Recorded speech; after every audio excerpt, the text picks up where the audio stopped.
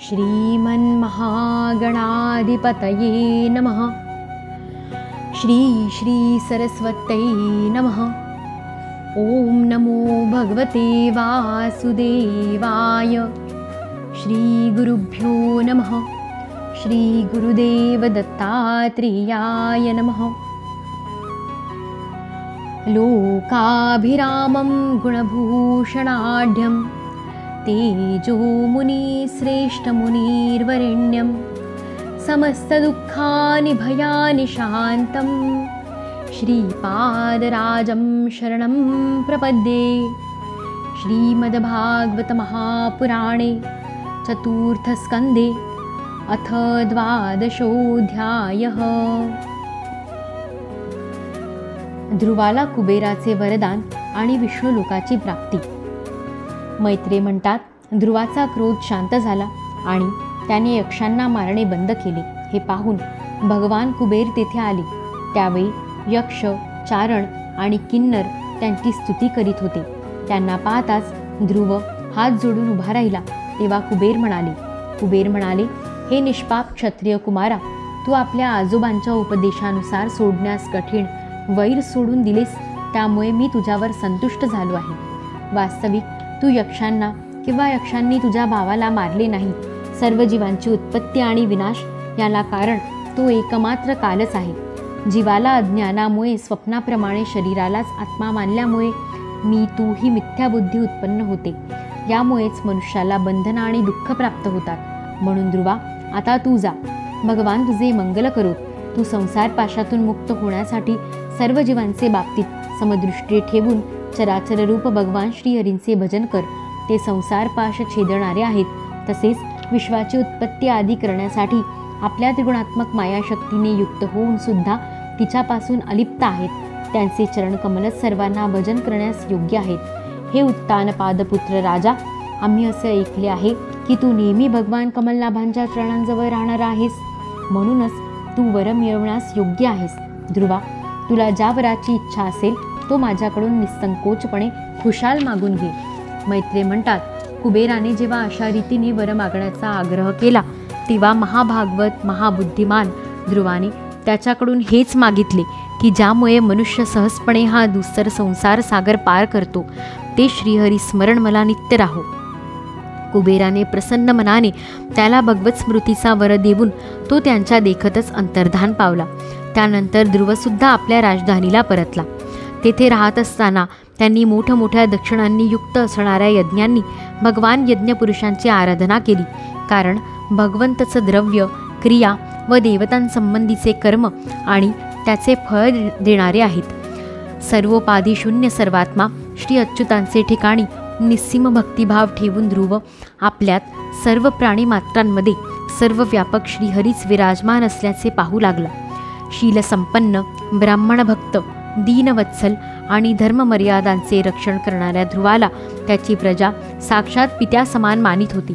अशा प्रकारे निरनिराळ्या ऐश्वर्यभोगांद्वारे पुण्याचा आणि त्यागपूर्वक यज्ञादी कर्मांच्या अनुष्ठानाने पापाचा क्षय करीत त्याने 36,000 वर्षांपर्यंत पृथ्वीचे राज्य केले।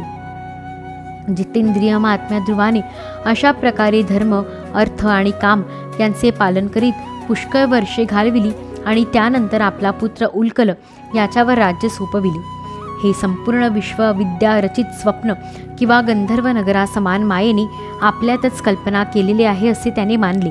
तसेच शरीर, स्त्री, पुत्र, मित्र, सेना, भरलेला खजिना, जनानखाना, सुरम्य विहारभूमी आणि समुद्रापर्यंत पसरलेले भूमंडलाचे राज्य हे सर्व काळाच्या गर्तेत सापडले आहे असे समजून तो बदरिकाश्रमाकडे निघून गेला।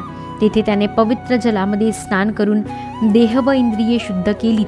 नंतर स्थिर आसनावर बसून प्राणायामाने प्राणवायूला स्वाधीन केले। त्यापाठोपाठ मनाच्या द्वारा इंद्रियांना बाह्य विषयांपासून दूर करून भगवंतांच्या स्थूल विराट रूपामध्ये स्थिर केले।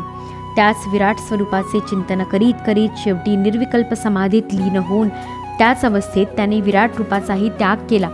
अशा प्रकारे भगवान श्रीहरींच्या ठिकाणी निरंतर भक्तिभावाचा प्रवाह चालू राहिल्याने त्याच्या डोळ्यांतून वारंवार आनंदाश्रूंचा पूर येऊ लागला। त्यामुळे त्याचे हृदय द्रवीभूत झाले आणि शरीरावर रोमांच येऊ लागले। नंतर देहाभिमान गळून पडल्याने त्याला मी ध्रुव आहे याची सुद्धा आठवण राहिली नाही. त्याच वेळी ध्रुवाने आकाशातून एक अतिशय सुंदर विमान खाली उतरताना पाहिले. त्याने आपल्या प्रकाशाने दाही दिशा उजळून टाकल्या होत्या. जणू पौर्णिमेच्या चंद्राचा उदयच झाला होता. त्यानंतर 2 श्रेष्ठ देव त्याने पाहिले. त्यांच्या हातात गदा होत्या. त्यांना प्रत्येकी 4 हात होते. सुंदर श्यामवर्ण होता. किशोर अवस्था होती. तांबूस कमलाप्रमाणे नेत्र होते.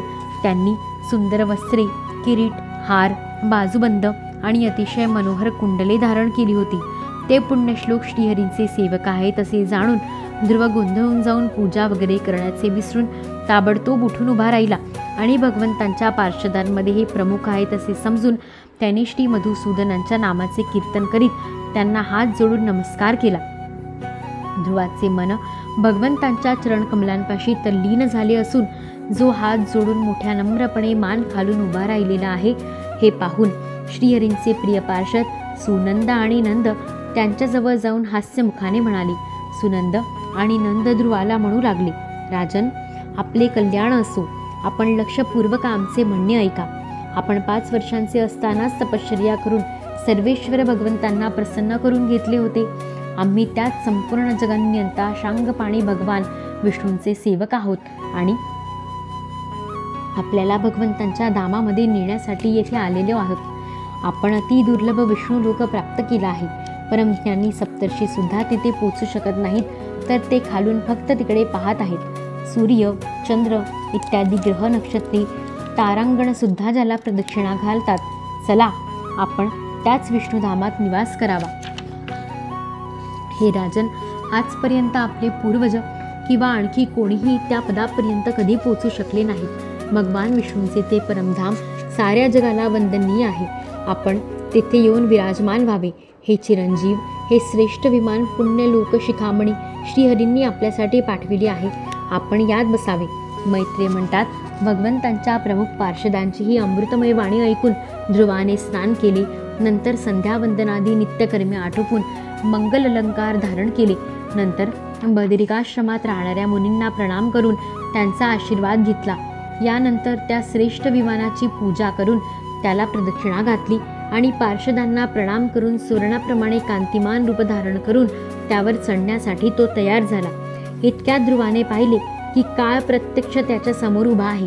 तेव्हा त्या मृत्यूच्या डोक्यावर पाय ठेवून त्या अद्भुत विमानात तो बसला. त्यावेळी आकाशात दुदुंबी, मृदंग, ढोल इत्यादी वाद्ये वाजू लागली. श्रेष्ठ गंधर्व गाऊ लागले आणि फुलांचा वर्षाव होऊ लागला.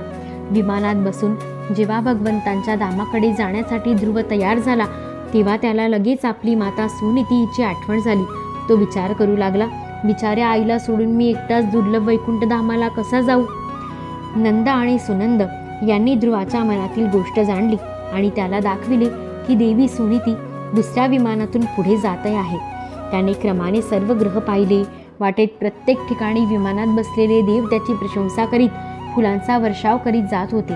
त्या दिव्य विमानात बसून ध्रुव त्रैलोक्य पार करून सप्तर्षी मंडळाच्याही वर भगवान विष्णूंच्या नित्यधामात पोहोचला. अशा प्रकारे त्याने अढळपद प्राप्त केले. हे दिव्यधाम स्वयंप्रकाशानेच प्रकाशित आहे. याच्या प्रकाशाने तिन्ही लोक प्रकाशित आहेत. जीवांवर दया न करणारी माणसे येथे जाऊ शकत नाहीत. जे रात्रंदिवस प्राण्यांचे कल्याण करतात तेच येथे जाऊ शकतात. जे शांत, समदर्शी, शुद्ध आणि सर्व प्राण्यांना प्रसन्न ठेवणारे आहेत, तसेच भगवत भक्तांनाच एकमात्र खरा सुहृद मानतात, असे लोक सहजतेने या भगवत धामाची प्राप्ती करून घेतात. अशा प्रकारे उत्तानपादाचा पुत्र ध्रुव तिन्ही लोकांच्या वर त्यातील तेजस्वी चूडामण्याप्रमाणे विराजमान झाला.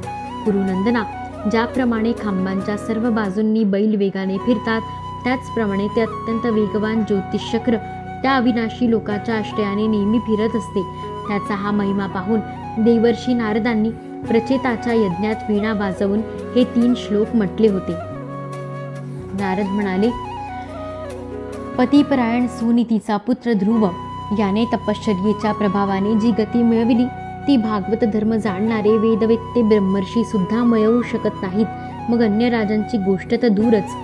जो 5 वर्षांचा मुलगा सावत्र मातेच्या वाघबाणांनी विद्ध होऊन दुःखी हृदयाने वनात निघून गेला आणि मी केलेल्या उपदेशानुसार आचरण करून ज्याने केवळ आपल्या भक्तांच्या गुणांनीच जिंकल्या जाणाऱ्या त्या अजिंक्य प्रभूंना आपलेसे केले. 5-6 वर्षांचा असतानाच ज्याने काही दिवसांच्या तपश्चर्येनेच भगवंतांना प्रसन्न करून घेऊन त्यांचे परमपद प्राप्त करून घेतले, ते अढळपद या पृथ्वीवर दुसरा कोणी क्षत्रिय अनेक वर्षे तपश्चर्या करूनही मिळवण्याची इच्छा तरी करू शकेल काय? मिळवणे तर दूरच.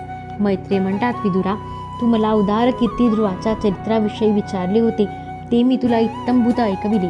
साधू पुरुष या चरित्राची फारच प्रशंसा करतात. हे धन, यश, आयुष्य यांची वृद्धी करणारे परमपवित्र आणि मंगलमय आहे. यामुळे स्वर्ग आणि अविनाशी पदसुद्धा प्राप्त होऊ शकते.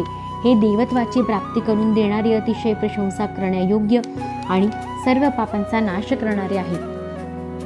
भगवत भक्त ध्रुवाचे हे पवित्र चरित्र जो श्रद्धापूर्वक वारंवार ऐकतो त्याला भगवंतांची भक्ती प्राप्त होते आणि त्यामुळे त्याच्या सर्व दुःखांचा नाश होतो.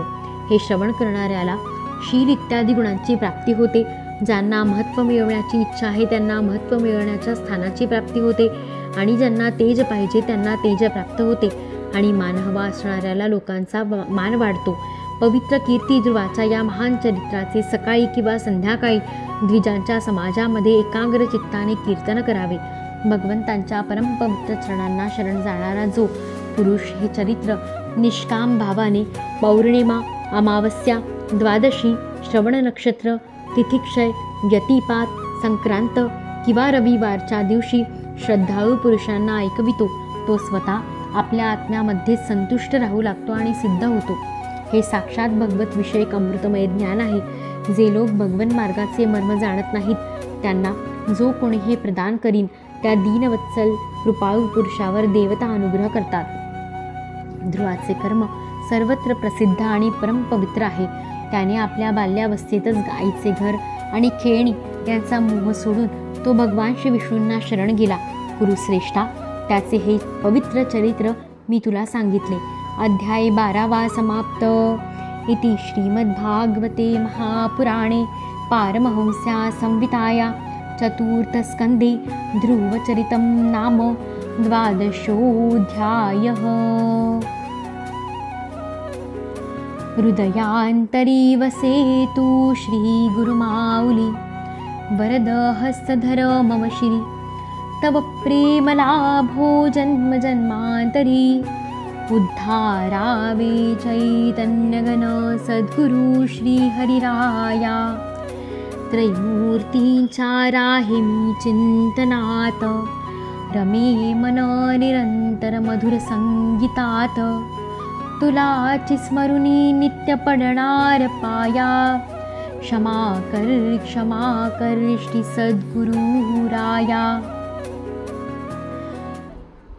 नीती न्यायवरा सदा सदयता संतान प्रती नम्रता निंदा द्वेष नसो वसो सुजनता चारित्र्य संपन्नता पाहि मानवता जनार्दन जनी सर्वत्र श्रीदेवता साधा सावध दक्ष यत्न समता सत्संग सन्मार्गता सर्वांना आरोग्य संपदा सुखलाभावे सकळांचे कल्याण व्हावे अशी प्रार्थना श्री सद्गुरु राया श्री सद्गुरु चरणारविंदार्पणमस्तु.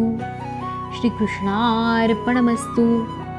ऋषिकेश मे वाग्मनः जातं हरे ज्ञानतो विश्वसाक्षिन् क्षमस्वापराधं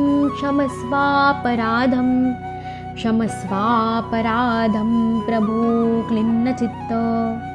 श्रीकृष्णार्पणमस्तु.